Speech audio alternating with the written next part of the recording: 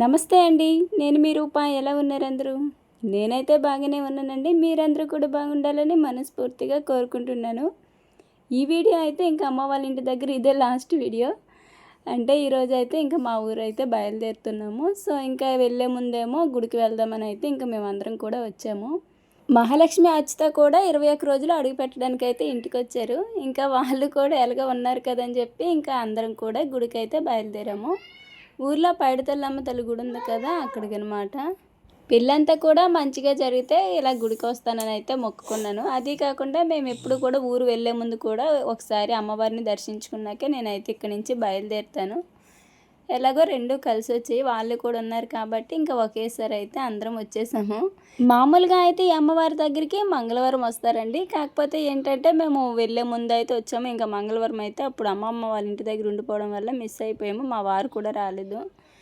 ఇప్పుడు ఏమైందంటే వీళ్ళు తొందరగా వచ్చి పెందలకాడ పూజ చేసుకొని అదే తాళం వేసుకుని అయితే వెళ్ళిపోయారు.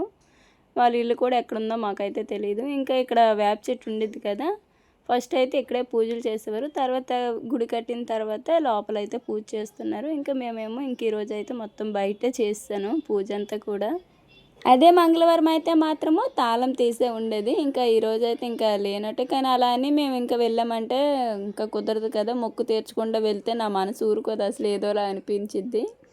అందుకని ఇంకా వచ్చి ఏదైనా సరే బయట అయినా సరే పూజ చేసుకొని వెళ్ళాలని అయితే అనుకొని బయటే స్టార్ట్ చేశాను. ఇక్కడేమో ఫస్ట్ అయితే నీళ్ళతో ఆ ప్లేస్ అంతా కడిగేసి మామూలుగా వారం చేసేటప్పుడు చిన్న ముగ్గు అంటే మరీ కింద అలా పెట్టకూడదు కదా అని చెప్పి కొంచెం ఆ ప్లేస్ అంతా కడిగేసి చిన్న ఇలా గీతలు అయితే గీసుకొని ఒక వారం మాదిరిగా అయితే చేసుకున్నాను. ఇప్పుడు ఇక్కడి నుంచి వెళ్ళి లగేజ్ అయితే సర్దాలి. అదొక పెద్ద పని అనమాట. లగేజ్ సర్దడం అంటే మాత్రము ఏదైనా ప్రయాణం అంటే మాత్రం వచ్చినప్పుడు కానీ వెళ్ళినప్పుడు కానీ నాకు లగేజ్ సర్దడం మాత్రం ఒక పెద్ద టాస్క్. చాలా టైం పట్టింది. కానీ ఇప్పుడు చెల్లి ఉంది కాబట్టి చాలా వరకు ఇంకా తనవే సర్దాలని అయితే చెప్పాను. ఇప్పుడు నేను వేసుకున్న ఈ డ్రెస్ ఉంది కదా, దీన్ని అయితే మీషోలో అయితే తీసుకున్నాను. ఆ డ్రెస్ మీరు చూసినట్లయితే హ్యాండ్స్ అయ్యి కొంచెం 3/4 హ్యాండ్స్గా ఉన్నాయి కదా, నార్మల్గా అయితే అవి ఫుల్ హ్యాండ్స్ అయితే వచ్చాయి.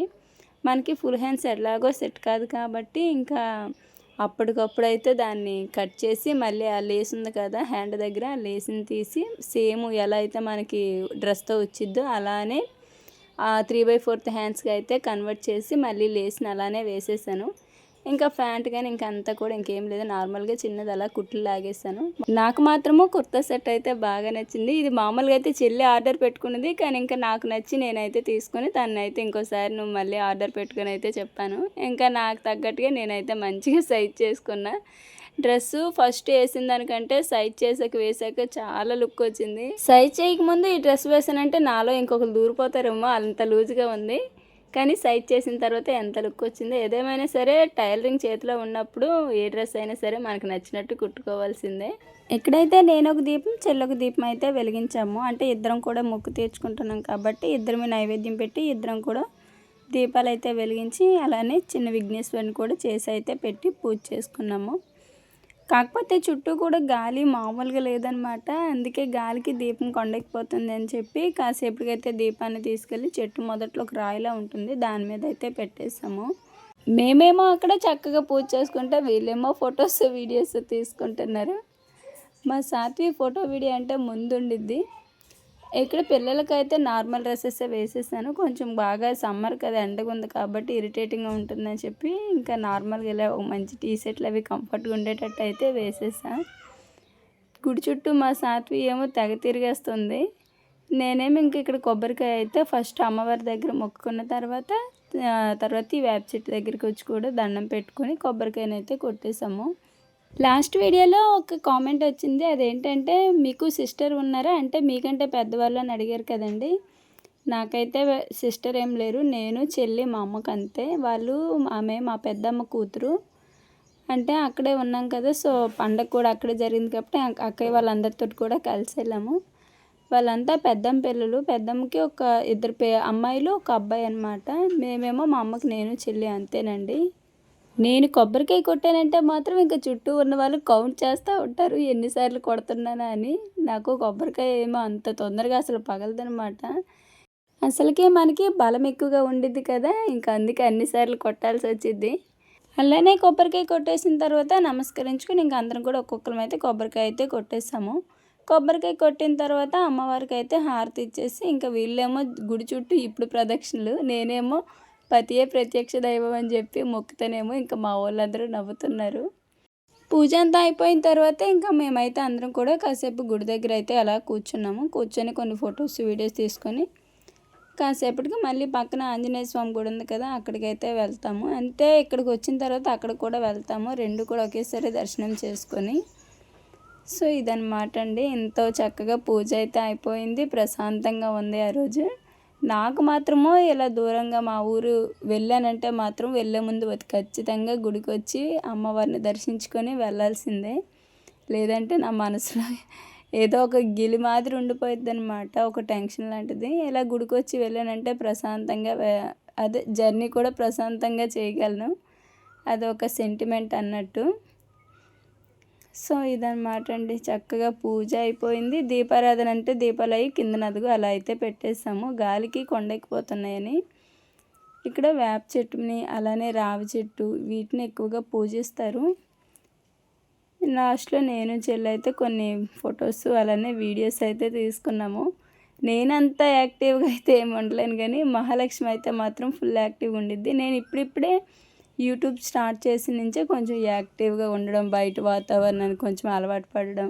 మొత్తానికి మా అమ్మకైతే మంచిగా 2 అల్లుళ్ళు వచ్చేసారు. సో ఇవే మా 2 జంటలు కూడా.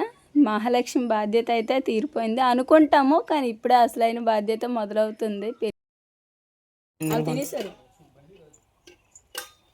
గుజ్జులు.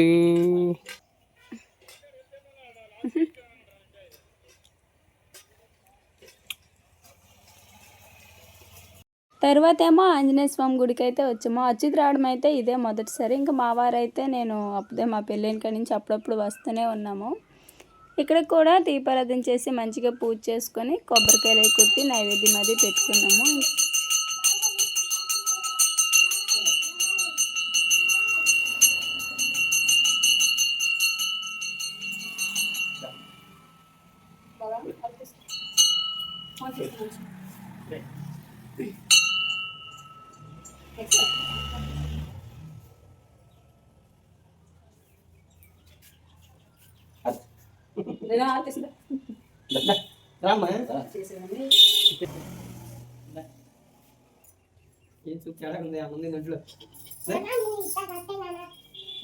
పూజ అయ్యాక కాసేపు అయితే గుడి దగ్గరే అక్కడ కూడా అలా కాసేపు కూర్చొని కొబ్బరి చెప్పులు అయితే తింటా.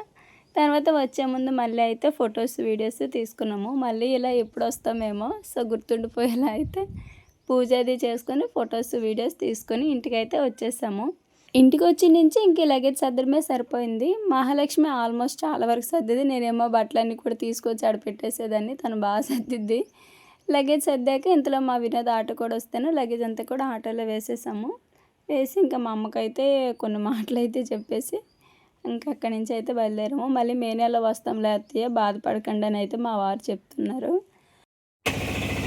అమ్మా వెళ్ళొస్తాను, బాయ్. ఎదురొచ్చినప్పుడు చేతిలో ఇచ్చేయాలి మరి. బాయ్.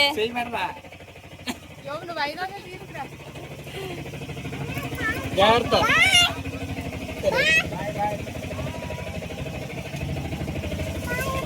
బయలుదేరేటప్పుడు అమ్మకి అలానే ఇరుగు పొరుగు వాళ్ళందరికీ కూడా వెళ్ళొస్తానని అయితే చెప్పాను. మాకు పల్లెటూరులో ఏంటంటే ఎప్పుడైనా సరే నేను ఊర్లోకి అదే ఇంటికి వెళ్ళేటప్పుడు అందరూ కూడా ఇంటికి వచ్చి మరీ పలకరిస్తారనమాట. అందుకనే వెళ్ళేటప్పుడు కూడా అందరికీ చెప్పేసి నేనైతే వెళ్తాను. ఇక్కడ రేణు అయితే ఆటోలోనే నిద్రపోయింది. ఇంకా బొబ్బిలి అయితే వచ్చేసాము. బొబ్బిలికి చాలా వరకు ఇప్పుడైతే మేము రిజర్వేషన్ చేసుకుంటున్నాము. విజయనగరం అంటే లాంగ్ పడుతుంది, మా వారికేమో బస్సు అయితే పడదనమాట, వామిటింగ్స్ అవుతాయి. అందుకనే బొబ్బిలికి చేసుకున్నామంటే ఇంకా మా వినోద్ ఆటో తీసుకొని వస్తాడు, సో అదొకటి ప్లస్. సో మొత్తానికి ఇది బొబ్బిలి రైల్వే స్టేషన్ అండి. అది వరకు అసలు ఇంత పెద్దది అలా ఉండేది కాదు, ఇప్పుడు కొత్తగా కొంచెం పెద్ద చేస్తున్నారు. అది వరకు ఒక రాయగడ వెళ్ళడానికి తప్ప దేనికి కూడా మేము బొబ్బిలి వచ్చేవాళ్ళం కాదు. ఇప్పుడు మా ఇంటికి వెళ్ళడానికి వస్తున్నాం. మేము వెళ్ళిన ఒక 15 నిమిషాలకే ట్రైన్ వచ్చేసింది. ఈసారి కొంచెం తొందరగానే అదే కొంచెం బాగా వచ్చాము. ఎప్పుడు కూడా ఒక 6 గంటల ముందు వచ్చి చాలాసేపు కూర్చోమనే వాళ్ళం అనమాట. మా సాతి ఏమో ట్రైన్లో ఎదుగో స్టంట్స్ వేస్తుంది. ఎంత వద్దన్నా సరే అసలు ఎప్పుడు కూడా ఇంత అల్లరి చేయని వాళ్ళు ఈసారి జర్నీకి అయితే విసిగించేసారు. ఇద్దరు కూడా ఎంత టార్చర్ చూపించారో. మొదటిసారి అనమాట పిల్లలతోటి జర్నీ చాలా విసుగొచ్చేసింది, చాలా ఇబ్బంది పడ్డాము. తర్వాత ఏమో నైట్ 12 ఆ టైం అప్పుడైతే విజయవాడలో అయితే దిగి మళ్ళీ నెక్స్ట్ ఉదయం 5 గంటలకి మాకు ఇక్కడికి అదే వెదులుపల్లి అంటే స్టోటపురానికి ఒక ప్యాసింజర్ ఉందన్నమాట. డైలీ 5:15కి 5:05కి ఉండిద్ది. 12:30కి అయితే బండి దిగాం కదా, ఇంకా అక్కడి నుంచి అయితే 5 వరకు కూడా పిల్లలతోటి అయితే వెయిటింగ్ హాల్లోనైతే రెస్ట్ తీసుకున్నాము. పిల్లలు ఆల్మోస్ట్ నిద్రపోయి కూడా లేచారు. ఇంకా బండి ఎక్కగానే ముందు వాళ్ళిద్దరికైతే మంచిగా జడలు అయితే వేసేసాను. జడలు వేసి ఇంక ఎదుగో నేను కూడా పైపైన అలా దువ్వుకొని కొంచెం అయితే ఫ్రెష్ అయ్యి పిల్లలకేమో ఏదైనా తింటారేమో అని చెప్పి ఇవైతే తీసుకొచ్చారు. ఈ చిప్స్ ప్యాకెట్లు అయితే తింటున్నారు. పిల్లలతో జర్నీ అంటే కొంచెం కష్టమే, వాళ్ళకి ఏమాత్రం కంఫర్ట్ లేకపోయినా ఇంకా మనకి కంఫర్ట్ లేకుండా చేసేస్తారు. అందుకనే నేను డ్రెస్సింగ్ విషయంలోకి వస్తే పిల్లలకి ఎప్పుడు జర్నీలోనైనా మంచిగా కంఫర్ట్ ఉండేటట్టు ఇలాంటి డ్రెస్సులనే యూజ్ చేస్తాను.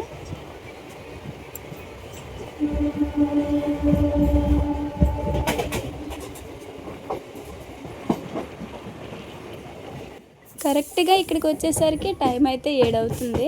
నిజంగా ఈ లొకేషన్ ఎంత బాగుందంటే అక్కడ అమ్మ వాళ్ళ ఊర్లో అసలు ఎక్కడ మంచు అనేదే కనిపించట్లేదు, అంత ఎండలు కాస్తున్నాయి. కానీ ఇక్కడ అసలు ఇప్పటికీ కూడా మంచు పోలేదు. నేను ఇంటికి వచ్చాక కూడా మా ఇంటి దగ్గర కూడా అసలు పొద్దున్న మొత్తం ఏం కనబడట్లేదు. నార్మల్గా మంచి శీతాకాలంలో ఏ విధంగా మంచు కురుస్తుందో అలా ఉందన్నమాట అండి. ఇప్పుడిప్పుడు అలాగా కొంచెం తగ్గుముఖం అయితే పట్టింది. ఇంకా మేమైతే ఇంకా బండి అయితే దిగిపోయాము. ఇది స్టోవర్టపురం ఏరియా, అంటే స్టోవర్టపురం స్టేషన్ అనమాట. మామూలుగా అయితే వెదులుపల్లి స్టేషన్ అంటాము, కానీ ఈ స్టేషన్ అనేది స్టోవర్టపురం పరిధిలోకి అయితే వస్తుంది. మేము దిగేసరికి టైం అయితే 8 అలా అయితే అయ్యింది. ఇంకా మేము ఆటోకి అయితే మా వారైతే ముందే చెప్పారనమాట ఇలా వస్తున్నామని. సో ఆటోని అయితే వాళ్ళు తీసుకొస్తున్నారు మావయ్య. ఇంకా లగేజ్ అంతా కూడా అటువైపు అయితే సర్దాలి. ఇంక ఇంటికి వెళ్తే ఎలా ఉంటుందో అదొక భయం అనమాట. నార్మల్గానే నేను ఎప్పుడు అమ్మ వాళ్ళ ఇంటికి వెళ్ళా 15-20 రోజులకు మించి ఉండను, కానీ ఈసారి 2 నెలలు ఉన్నాను కదా, ఇంకా అందుకే 2 నెలల్లో ఇల్లు ఏ విధంగా తయారవుతుందని మా వారిని అడిగితేనేమో అంతా బాగానే ఉంది, నీకేం భయం లేదులే అన్నారు. కానీ వెళ్ళి చూస్తే తెలిసింది వామ్మో. ఇంకా మేమేమో ఇంటికి అయితే బయలుదేరిపోయాము. మా బుడ్డది మాత్రం ఎప్పుడూ యాక్టివ్గానే ఉండిద్ది. రేణుకు మాత్రం ఇంకా బాగా నీరసం అయిపోయింది. ఇంటికి వెళ్ళగానే మా ముసలిది చూసారా ఎంత దిగులు పెట్టుకుందో పిల్లల మీద. ఇంకా రాగానే ఎక్కించుకొని తెగ ముద్దులు పెట్టి హత్తుకుంటుంది. మా తాతయ్యకి కొంచెం హెల్త్ బాగలేదు, సో గుంటూరు హాస్పిటల్కి అయితే వెళ్ళారంట. ఇంకా నాన్నమ్మని ముద్దాడినప్పటినే తర్వాత తాతయ్యనేమో అడుగుతున్నారు. తాతయ్య లేరు, హాస్పిటల్కి వెళ్ళారని అయితే చెప్తుంది. ఇంకా దాని గురించి కొన్ని మాటలు అయితే చెప్తే ఇంకా అక్కడి నుంచి మాట్లాడి ఇంటికైతే బయలుదేరాము. ఇంకా ఇంటికి వెళ్ళానో లేదో ముగ్గు పెట్టుకునే ప్లేస్ ఏంది తగ్గిపోయిందని అయితే మా వారిని అడిగాను. అంటే మొత్తం కూడా చెట్లన్నీ గుబురు కల్లుకొని ముందుకు వచ్చేసి అప్పుడు ఎంత పెద్ద ముగ్గు అయినా వేసేదాన్ని, కానీ ఇప్పుడు చాలా ప్లేస్ తక్కువ అయిపోయింది. ఇంటి ముందు అయితే ఒక చిన్నపాటి అడవిలాగే తయారైపోయింది. నాకే అసలు ఎక్కడ ఏముంటాయని భయంగా ఉందన్నమాట. చూసారు కదా, ఇంకెక్కడ ఎలా ఉంది ఇల్లు అయితే ఇంకెలా ఉందో మీరే ఊహించుకోండి. నెక్స్ట్ వీడియోలో అయితే ఇల్లు అది ఏ విధంగా ఉంది, ఎలా క్లీన్ చేసుకున్నాను అనేది నెక్స్ట్ వీడియోలో మీతో షేర్ చేసుకుంటానండి. ఇంకా ఈ వీడియోని అయితే ఇక్కడితో ఆపేస్తున్నాను. చూసారు కదా ఎలా ఉందో. ఈ వీడియో మీకు నచ్చినట్లయితే ఒక లైక్ ఇచ్చేయండి. అలానే మరో మంచి వీడియోతో అయితే మళ్ళీ కలుద్దాము. ధన్యవాదాలు.